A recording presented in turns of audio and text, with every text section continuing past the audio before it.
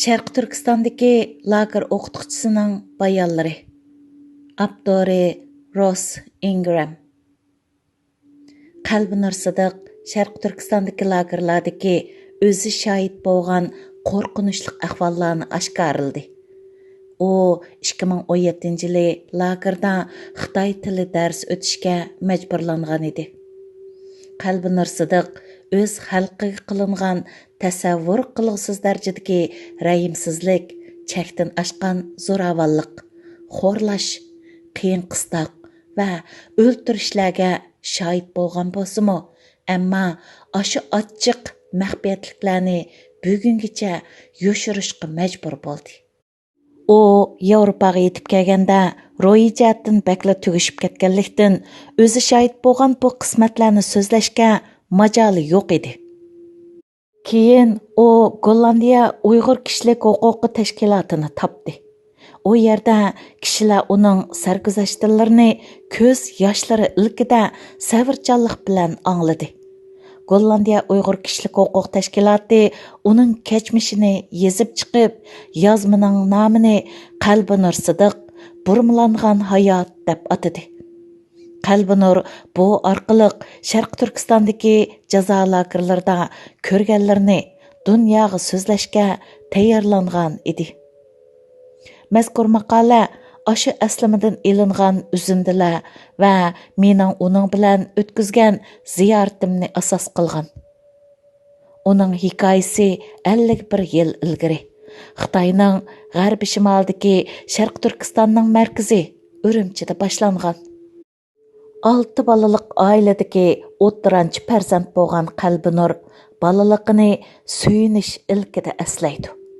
Uning ota-onasi oilada samimiylik va ma'rifatning muhimligini ta'kidlab turg'ashqa, bu oilaning farzandlari cho'ng bo'lganda jamiyatning yaramliq a'zolariga aylangan. Ba'zilari hukumat xizmati bilan shug'ullangan. U o'qituvchilik hayotini Urumchi shahar markazidagi Sayvaq rayonliq 24 boshlang'ich maktabida Xitoy tilidan dars berish bilan boshlagan. U 2018-yili 4-oygacha mazkur maktabda 28 yil ishlagan. Halbuki u 1990-yili yangi xizmatga chiqqan vaqtlarda kelgusida o'z xalqi va madaniyatiga qartiladigan mislsiz vayron qilish harakatini zinhor tasavvur qila olmaydi. 2004-yili maktablarni Xitoycha, Uyg'urcha qo'sh tillik qilib o'zgartish buyrug'i tushgandila, o'zgartishning shovqin-surallari allaqachon boshlanib bo'lgan edi. Ammo Qalbi Nur maktablarda aslida qo'sh tilda dars o'tiladigan markaziy shahardagi Xitoy tili o'qituvchisi bo'lish sifati bilan bu yangi siyosatga ancha erishib ketmagan edi. 2016-yili Sharq Turkistonda kishilarning namoz o'qiganlik uchun qo'lga ilinganligi to'g'risidagi do'stlar aro mish-mish paranglarmi uningga ancha cho'ng ta'sir ko'rsatilmagan edi. Bir xizmatdoshi uningga Sharq Turkistonning ba'zi joylarida turkumlagan ayollarga tug'mas qilib o'tish operatsiyasi qilayotganligini aytganida uning bu gapga toza ishongisi kelmadi. Biz undaq ishlar bizning beshimizga kelmaydi deb o'ylaydik, deydi u. Ammo bara-bara bu jihatdagi alomatlarni nazardan saqit qilish mumkin bo'lmaydigan darajaga yetdi.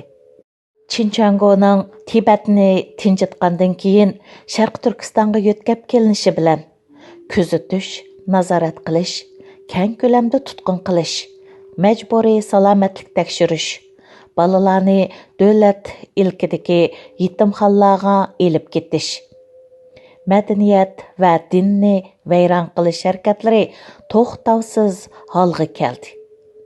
2016-yili 9-oydan 11-oygacha Qalbi Nur ishlayotgan maktab o'qitish qobiliyati jihatdan emas, balki siyosiy ideyasi va oila orqa ko'rinish jihatdan eng ilg'or o'qituvchilarni tanlashga boshladi.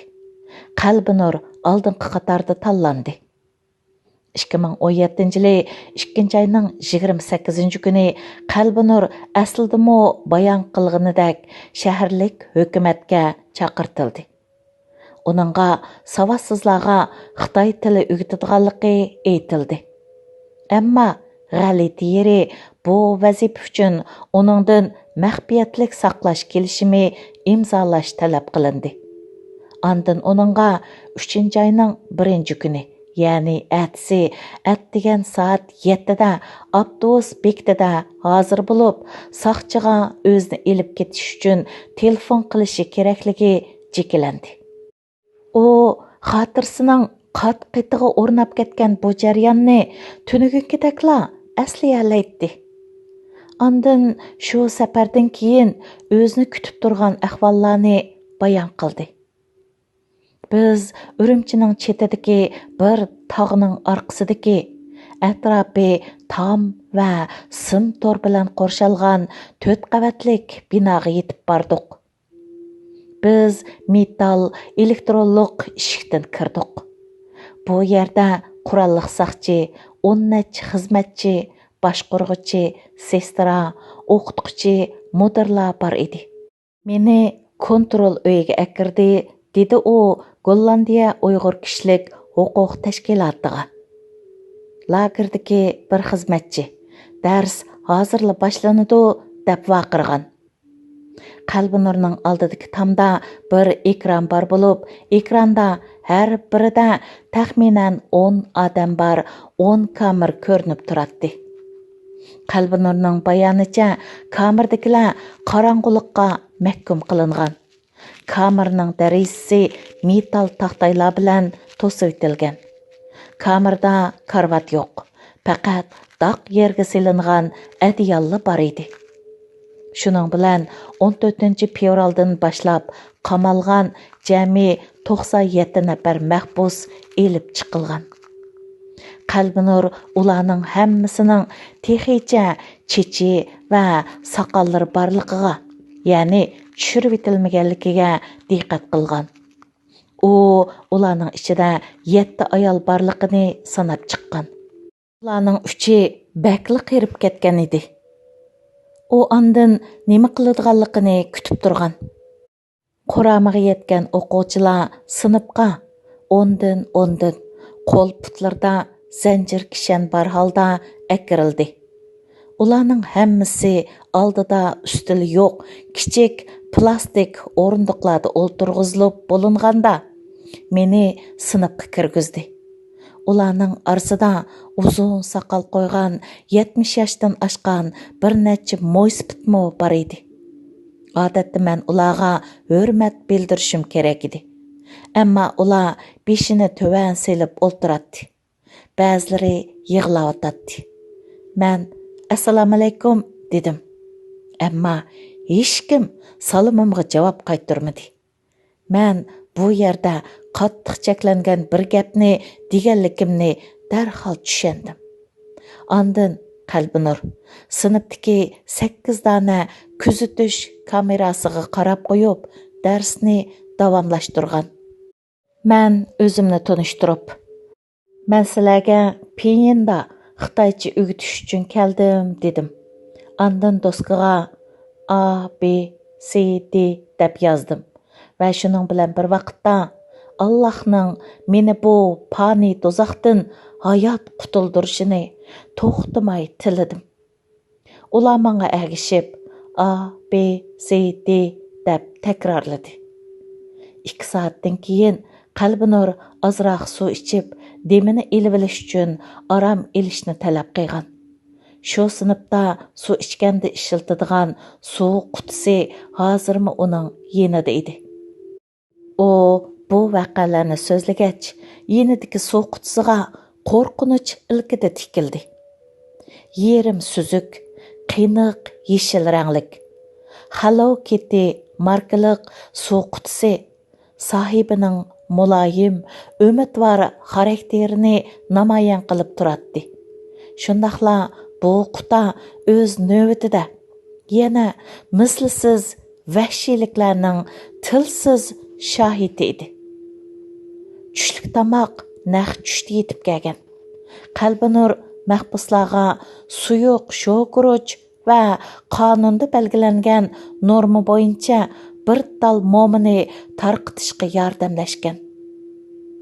U 2 yashangan mahbusga yana birdan momi qo'shib bergan ekan. Ammo saqchi 2 momining yo'qab ketganligini bayqaganda Qalbinur bayqilib qolg'ili tasli qolgan.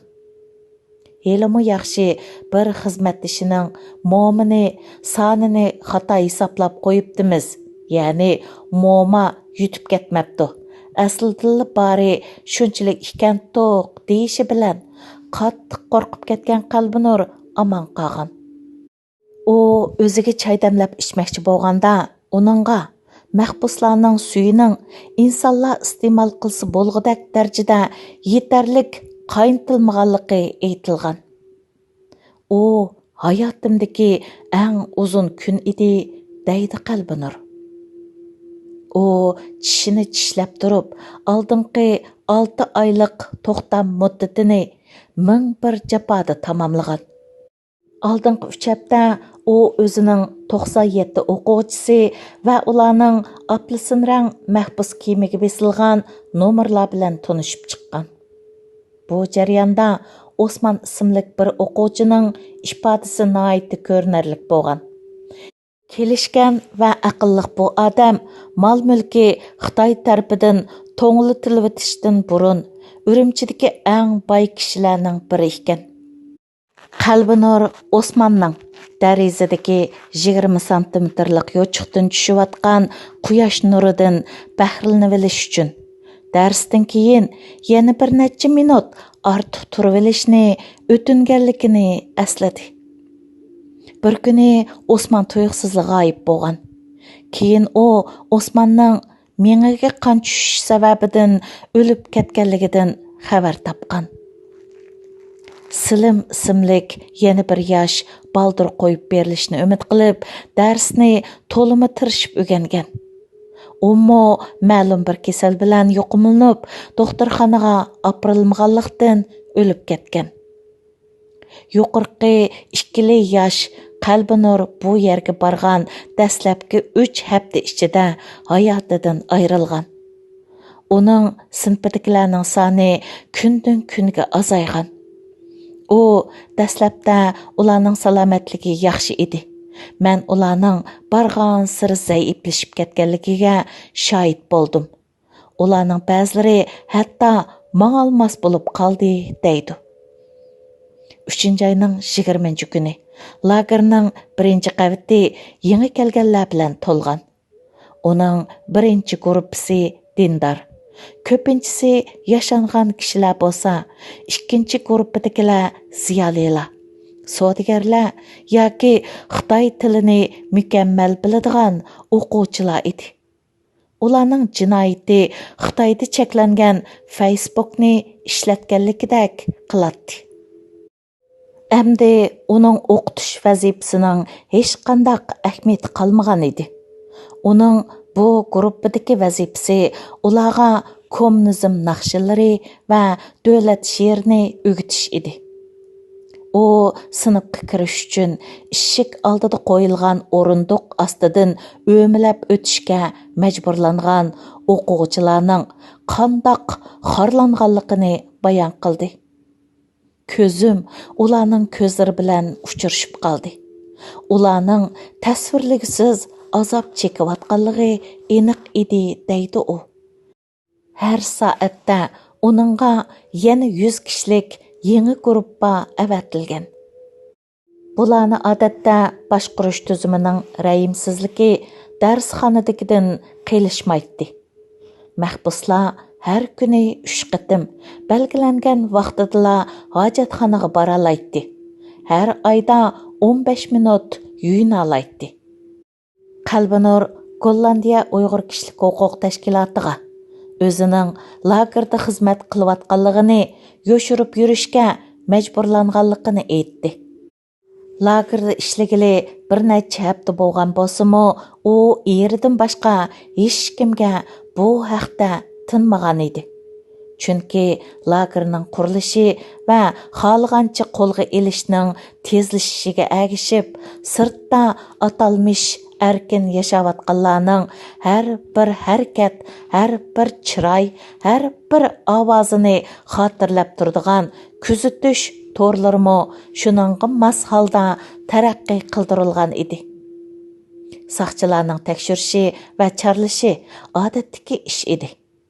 Har kim o'z ishining chekilishini saqlayotdi. U mening mahallammo ochiq oshkora turmaga aylandi deydi. U bir kuni saqchilarning piyodalar yo'lida paranglashayotgan 5 yoshning yeniga yopirilib berib, ularning orasidan ikkalanni qo'lga olganligini ko'rgan.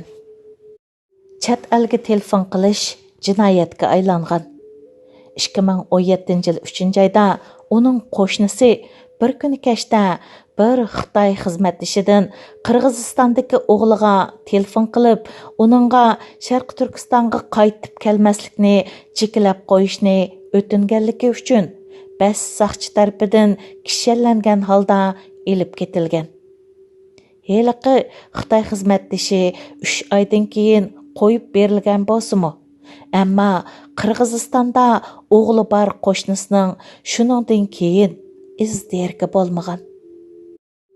2 yilda Qalbinurning mahallasidagi 600 Uyg'ur aholining 190 g'oyib bo'lgan va Xitoy ko'chmanlari quruq uylarni to'ldirishga boshlagan. Lagerga yangi mahbuslar to'xtamay kelib turgan.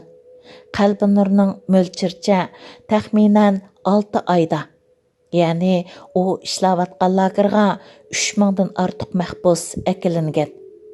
Ular har bir kamerga 50 yoki 60 dan so'langan bo'lib, kunduzlari 2 yoki 3 guruhidan, ba'zida 7 guruhidan so'roqqa elib chiqilgan. Qiynash uyi yer ostida edi. Lagerdagi bir saqchi xizmatdoshi Qalbinurga so'roqda qo'llaniladigan usullarni so'zlab bergan. U menga tok so'qtirishning to'qliq o'rindiqqa bog'lab tok so'qtirish, to'qliq palay kiygizib tok so'qtirish, to'qliq qalpoq kiygizib tok so'qtirish va tok kaltigini maqtiga tiqib tok so'qtirishdan iborat 4 xil usuli borligini aytib berdi, deydi Qalbinur. Chaqirgan ovozning aks sadosi butun binoni bir alatdi.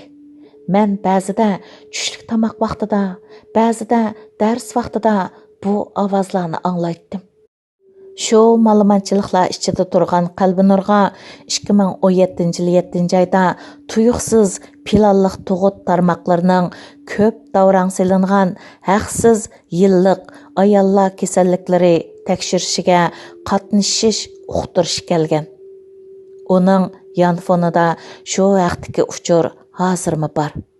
Gerçi o 51 yoshga kirib, tug'ut yeshidan o'tib ketgili xeyli bo'lib qolgan bo'lsa-mu, ammo 18 yoshdan 59 yoshgacha oraliqdagi barliq ayollarning bu tekshirishga qatnashishi majburiy edi.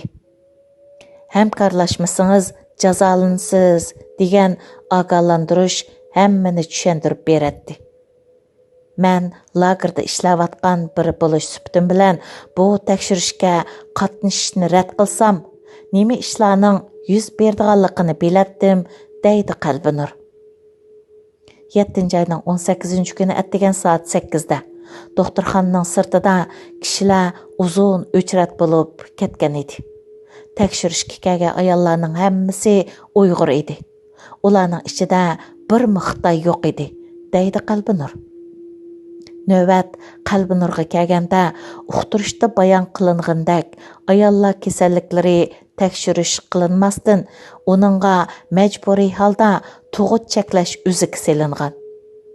U ayni chog'dagi zo'ravon va haqoratlik jarayonni Gollandiya Uyg'ur kishilik huquq tashkilotiga tafsili bayon qilib, bir qo'rqinchli manzarani tasvirlab berdi. Men yetib turib, putimni kerishga buyurildim.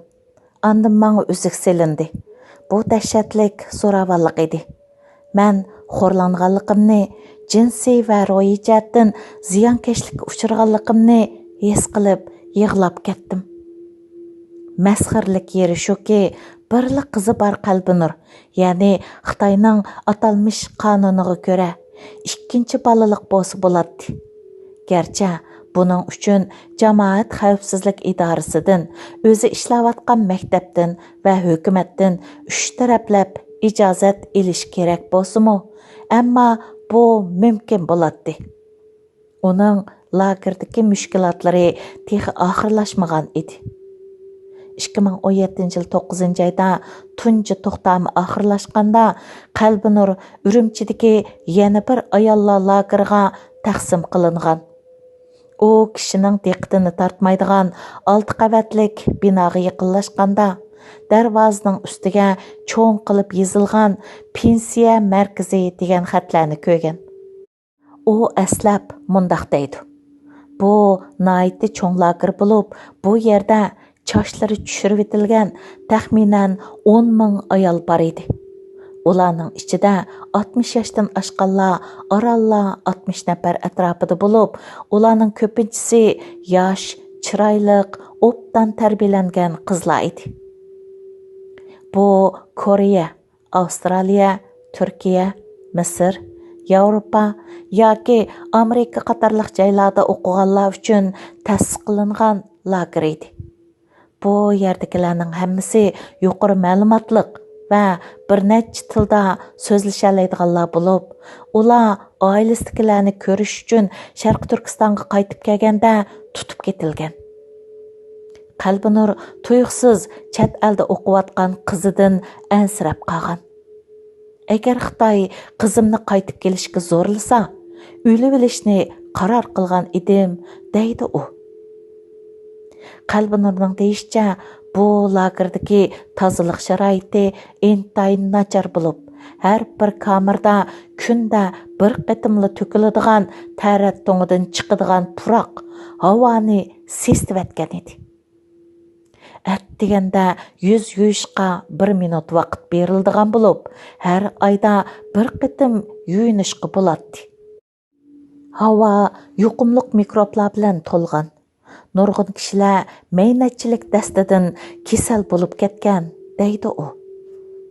Dushanba deganda lagerning shifoxonasi oldida 10.000 kishi o'chratib turgan va har bir mahbusga sirliq bir xil o'kul urilgan. Ulardan yana qon elingan va oq ranglik dori ichkizilgan.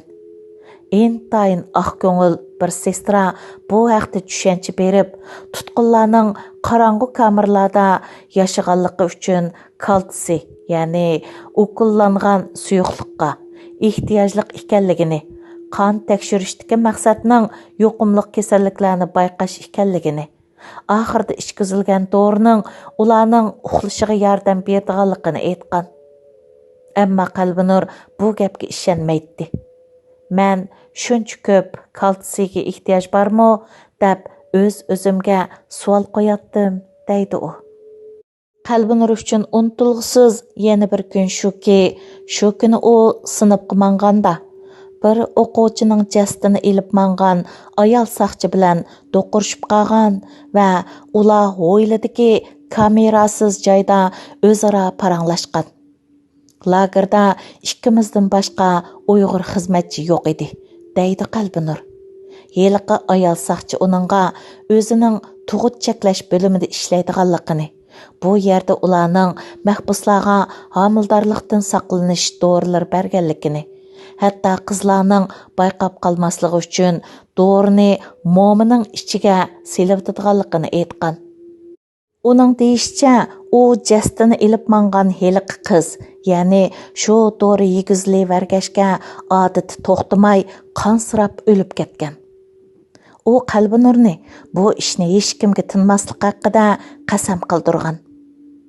Qalbinur Yevropaga kelgandan keyin o'zi ko'rgan azob oqibatlarni aytmoqchi bo'lganda, dastlabda bir jumla gapni to'liq qilishdanmi ojiz kelganligini aytdi. U shu gaplarning uchini chiqargan hamon buqildab yig'lab ketdi.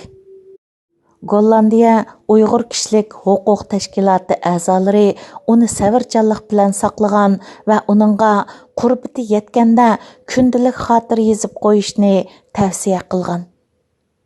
Uning kundalik xotirsidagi kishini azoblaydigan yana bir voqea tovandikicha.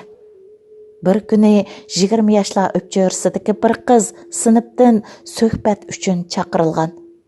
Qalbinur qizning 2 soatdan keyin qandoq qaytib kelganligini tasvirlashda qattiq iztirob chekkan.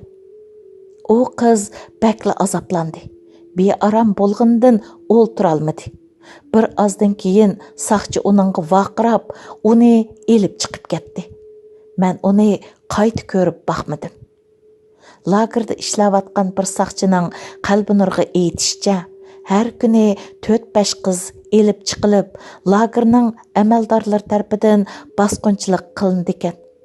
Ba'zida ularning avirti va maqitiga tok kaltiga tiqib etiladi ekan.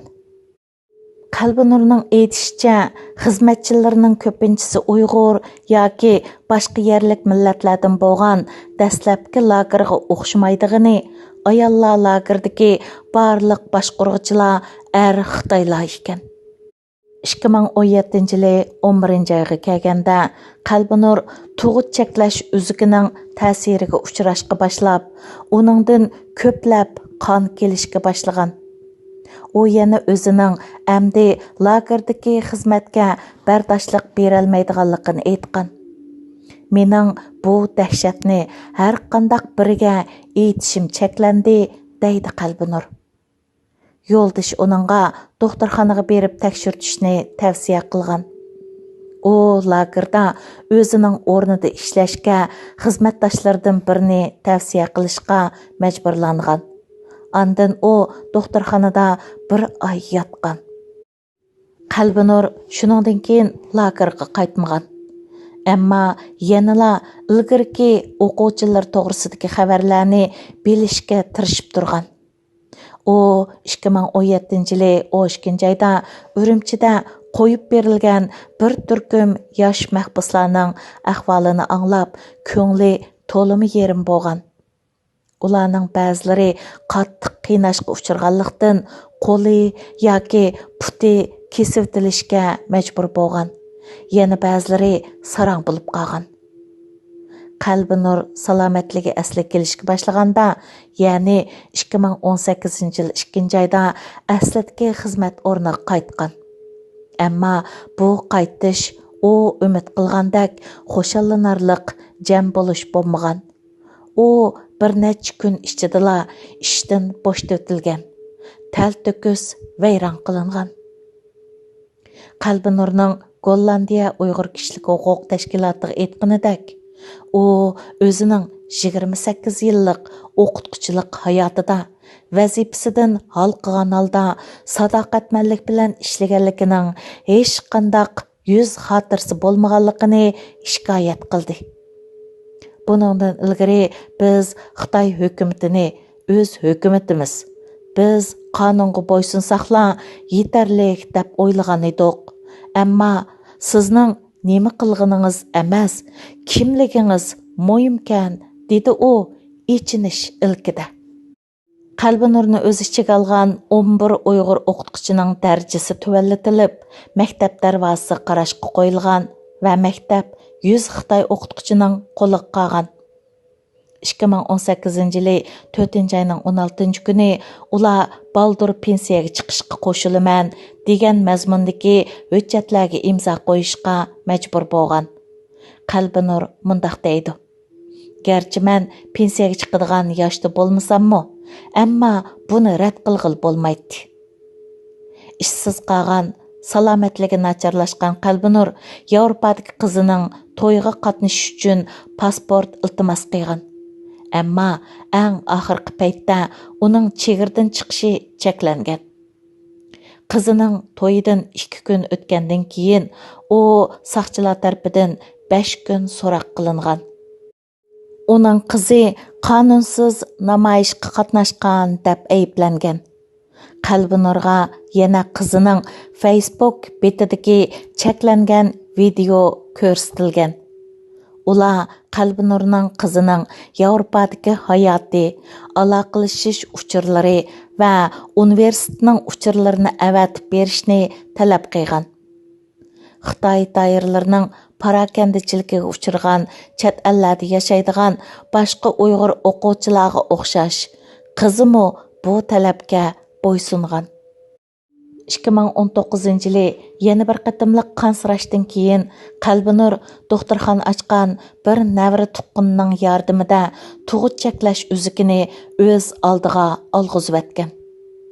2019-yil 9-oyda u oxiri davolanish uchun Sharq Turkistondan ayrilishga ijozat olgan. Ammo buning uchun o'xshamagan 23 tarmoqning ruxsatini olish uchun ko'p qatirgan. Men har qatim bir oydan keyin vatanga qaytishga va'da berishim kerak edi. Bo'lmasa, pensiya maoshim to'xtatiladi, deydi Qalbinur. Qalbinur va yo'ldoshi ikkilisi 3 oylik Schengen vizasi olgan bo'lsa-mu, ammo Xitoy doiralari uning yerini chet elga chiqqili qo'ymagan. Qalbinurning aytishicha, u 2019-yil oktabrda Yevropaga kelganda o'tgan 3 yildagi voqealarga aloqador xotirlarmi uningga so'ngdishibli kelgan. U charchagan, ro'yi zaxmlangan, tengirqigan, tushkunlashgan edi. U har qatim oilasini o'ylaganda yig'lab ketadi. U shu holatda 4 oy sukut qildi. Bu jarayonda oiladagi hammaylar uni undidor degandek ijtimoiy aloqa detallaridan o'chirib etdi. Erimi uningdan munosabatni uzdi. U o'zini tashlab etilgandek his qildi. Garchi u ichidagini aytolmasimi, u ishlarni unutib ketolmadi. Kechmishlari uningga kech-kunduz aram bermadi. Qalbimdagi tugun yo'qolmagan edi, deydi u. Qalbinur bir tarafdan gap qilishdan qo'rqsa, yana bir tarafdan o'z kechmishlarining og'ir yukini ko'tarib yurdi. Bir tuqquni uningga Allohning uni mushu kechmishlarni so'zlash uchun qutqizganligini aytdi. Ammo u nima deyishni, nerdan boshlashni bilmaydi. Oxirida u Gollandiya Uyg'ur kishilik huquq tashkiloti bilan aloqalashdi. Bu tashkilot uning buqildab yig'ilgan holda voqealarni bir butun bayon qilishiga yordam berdi.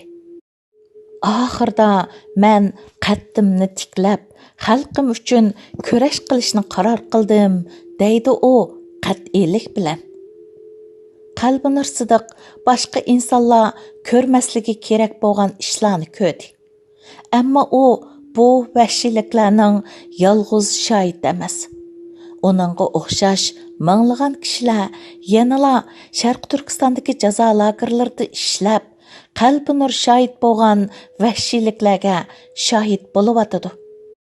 U shuning uchun alohidiki, Xitoyning changalidan qutulib, o'z sarguzashtisini so'zlash fursatiga erishganlar to'limi oz. 2019-yili Yevropaga kelgandan keyinmi uning ma'naviy jarohatlari saqayg'ini yo'q. U balkim jismoniy qo'rqinishdan qutulgan bo'lishi mumkin. Ammo u yanala o'zini baxtlik his qila olmaydi. Chunki uning qavmiy qarindoshlari hali ham mislsiz azobning, zulmning, xo'rliqning ichida ing'irmoqda. Abdur haqida Rosingram O'rta Osiyo Kavkaz nashriyati, Urush va tinchlik doklati tadqiqot yurti, Qo'g'dovchilar haftaligi gazeti va boshqa nashr afkorlari uchun nurg'un asar yozgan tadqiqotchidir. U yana Zimiston to'rining asosliq yozuvchilaridan biridir. Inglizchadan Anvar Qarqurum tarjim qildi.